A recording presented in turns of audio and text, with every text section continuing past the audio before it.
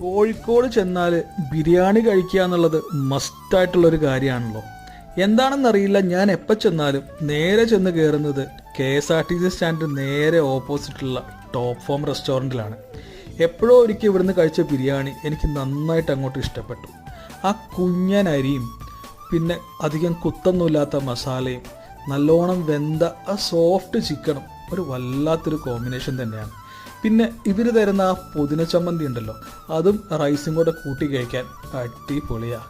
പിന്നെ ഇവരുടെ റൈത്ത അതെനിക്ക് ഒത്തിരി ഇഷ്ടമാണ്. തീർച്ചയായിട്ടും രണ്ടാമത്തെ പ്രാവശ്യം ഞാൻ റൈത്ത മേടിക്കും. പിന്നെ അച്ചാർ അതും വളരെ നല്ലതാണ്.